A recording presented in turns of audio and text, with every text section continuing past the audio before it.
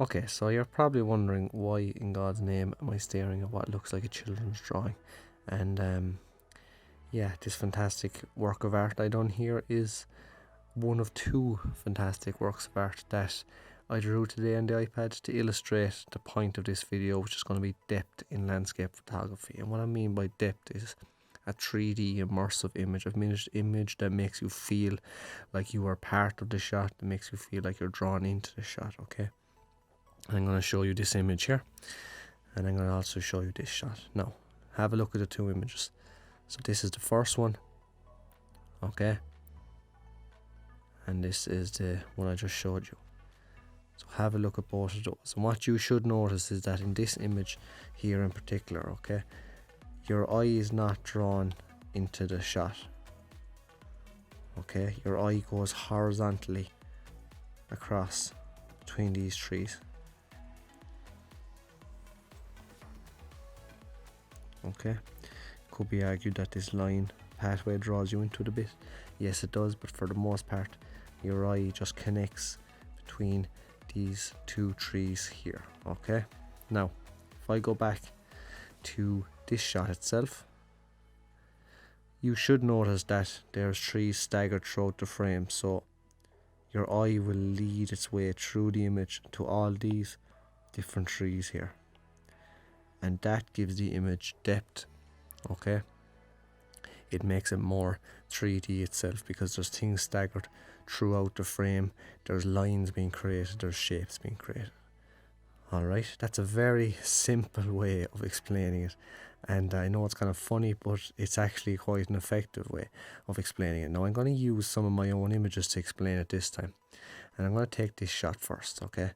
And if you look at the trees in this image, they're nicely scattered throughout the frame, okay? So we could create lines throughout the image, diagonal lines, okay?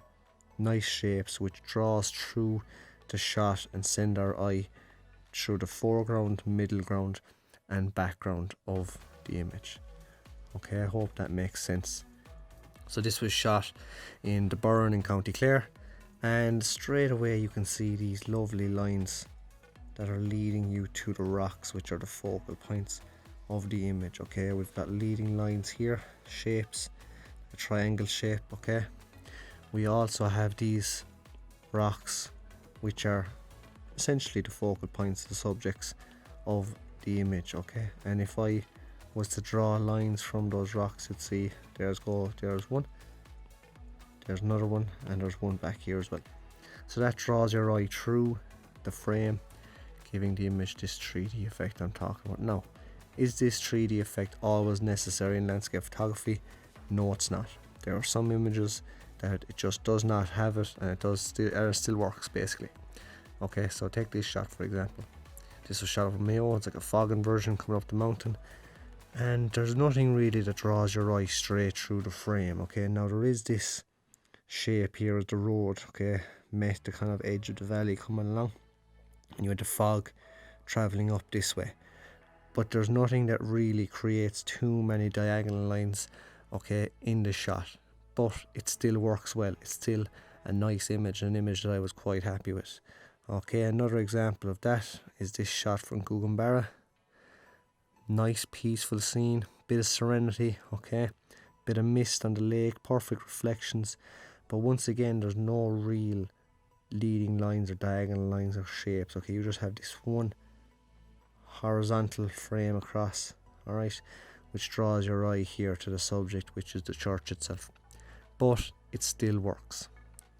Okay, so what I'm trying to say is, when you get this symmetry, or not even symmetry, when you get the opportunity to use these shapes, to use these lines, then use them, and like have an eye for them, be able to spot them, but they won't be in every scene. So like you have to just train your eye to be able to see these shapes and these lines and be able to use them to draw the eye to the focal points of the image itself. Okay, but as I said, they will not always be there for you. Another example of that is this image.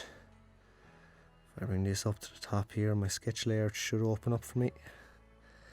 Again, a nice image shot in the full moonlight, but there's nothing to draw you in. It's just you have this nice scene.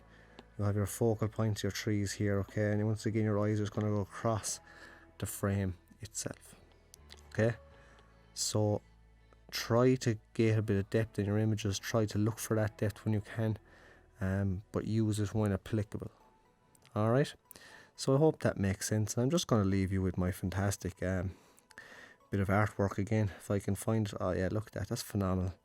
Okay, and then we had the other one. This one was a bit better, and this is the one that really illustrated the points of the leading line, or the diagonal lines and shapes. But yeah, okay, I hope this video was a help for a few of those people that were asking me about kind of when I spoke about depth and stuff in the blog.